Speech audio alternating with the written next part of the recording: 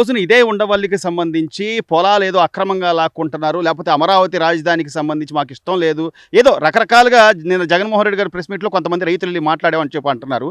ఎంతవరకు వాస్తవం ఉంది ఈ మాటల్లో? అసలు ఏంటన్నా ఇది? ఎలా అక్రమంగా లాక్కునే వాళ్ళు ఎవరు ఉంటారన్నా? ఇప్పుడు ఏదో మీకు ప్యాకేజ్ ఇస్తున్నారు, లేదు అమ్ముకోవాలనుకుంటే 5 కోట్లు 6 కోట్లు మీ ఇష్టం వచ్చిన రేటుకి అమ్ముకుంటున్నారు. అంతేగాని ఆయన ఇవ్వమనంగానే ఇచ్చేసిన వాళ్ళు లేరుగా. అంతేగా బలవంతంగా లాక్కుంటున్నారండి. బలవంతంగా లాక్కునేది ఏం లేదు, కాకపోతే వీళ్ళకి డబ్బులు వస్తున్నాయి, ఇస్తున్నారు అంతే. దీనికి కూడా అంటే ఏదో ఇప్పుడు అమరావతి రాజధానికి సంబంధించి మా 3 పంటలు పండుతాయి, 4 పంటలు కాదంటలా, కానీ మనకంటూ ఒక రాజధాని, మనకు రాజధాని కావాలని పంటలు అంటే మన ఇష్టం వచ్చిన పైరు వేసుకోవచ్చు, మన ఇష్టం వచ్చిన చేసుకోవచ్చు. పండుతూ ఏం డోకా లేదు, పంటలో ఏం డోకా లేదు, ఏ పైరైనా వేసుకోవచ్చు, ఏ పంట అయినా పండించుకోవచ్చు. కానీ ఇప్పుడు అదే అసలు ఇబ్బంది. వాళ్ళు మాట్లాడతారు, కానీ వీళ్ళు ఇచ్చే మనకి అదే ప్లాట్లు ఇవాళ ఇచ్చాం, కనీసం 6-7 నెలలనైనా డెవలప్మెంట్ అసలు ఇంత డెవలప్మెంట్ అసలు ఎక్కడా లేదు. అసలు ఎక్కడా లేదు. జగన్మోహన్ రెడ్డి గారి ప్రభుత్వంలో ఒక ఇటుకరాయి పెట్టల, గత 5 ఏళ్లలో ఇటుకరాయి పెట్టల, ఎక్కడా పెట్టల, ఏది చేయలే.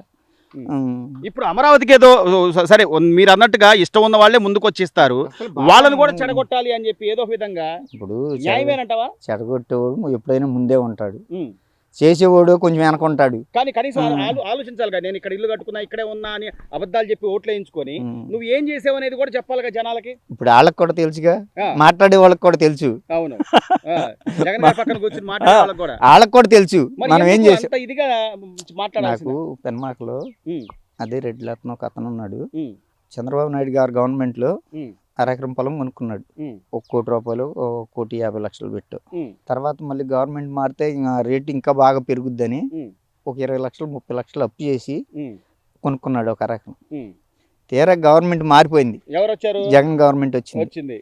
అసలు అది ఇప్పుడు 1 కోటి రూపాయలకు కొన్నాడు, 70 లక్షలు అడిగారంట. 5 ఏళ్లలో 70 లక్షలు అడిగారు. 1 కోటి రూపాయలు కొన్నది 70 లక్షలు అడిగారు. దానికి అంతకుముందు 25 లక్షలు అప్పు చేశాడు. మొత్తం అప్పటికి ఎంత అవుతుంది? అసలు ఆయన 70 లక్షలు ఎక్కడ? అసలు లబోదిబోమని అసలు ఈ ఓటు ఎందుకు వేసాము?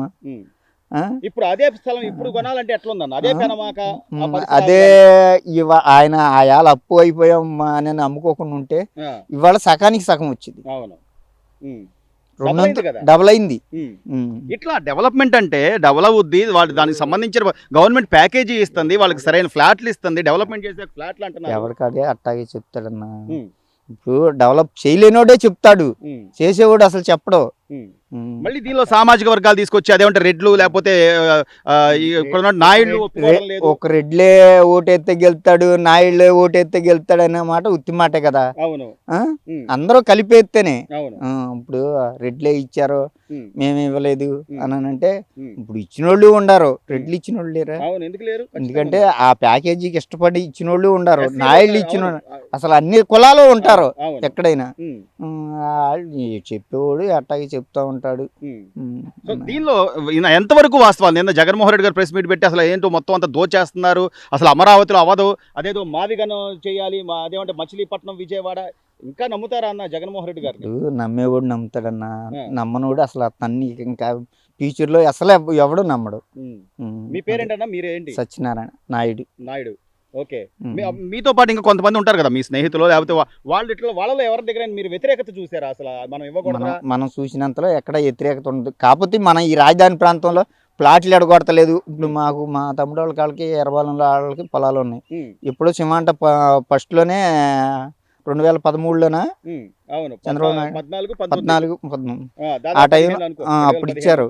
అయితే ఇప్పుడు కూడా ప్లాట్లు కేటాయించలా, డెవలప్ చేసిన కాడ ప్లాట్లు కేటాయించలే. అసలు మొత్తం ఎక్కడైనా అదే ప్లాట్లు వాళ్ళు తీసుకున్నాం 4 నెలలకు 5 నెలలకు పలానా సాట ప్లాట్లు ఇచ్చేస్తున్నాం అంటే ఇప్పుడు డెవలప్ అవుతుంది, మనకు కూడా రేట్ వచ్చింది అని రైతు కూడా సంతోషపడి ఇస్తా ఉంటాడు. అసలు నిజంగా రైతుల్లో పెద్ద వ్యతిరేకత వచ్చి చేసేది లేదు. ఇప్పుడు 2 కోట్లు పలికేది 6 కోట్లు 7 కోట్లు అమ్ముకుంటున్నారు, ఇంకా వాళ్ళకి దండగే ఉంది. లేదు నువ్వు ఎక్కడన్నా ఇక్కడ అమ్ముకుంటే ఎక్కడన్నా కొనుక్కుంటావు. కనీసం ఒక కంపెనీని కానీ ఒక పరిశ్రమ కానీ వస్తుంటే వాళ్ళు జగన్మోహన్ రెడ్డి గారు ఒప్పుకుంటున్నారా? ఈ కేసులు వేయటం ఏంటి? ఎంతవరకు న్యాయం? అంటే ఒక రాజు, నువ్వు మాజీ ముఖ్యమంత్రివి, నువ్వు చేయలేకపోయి సరే చేసే వాళ్ళని ఎంకరేజ్ చేయాలి కదా. చేయలేనివాడే ఇట్లాంటివి చేస్తాడన్నా. చేసేవాడిని చేసేవాడిని చెడగొడతాడు. ఇప్పుడు ఎక్కడైనా అంతే, చేసేవాడిని చెడగొడతామే దీనికి కారణం. రైట్.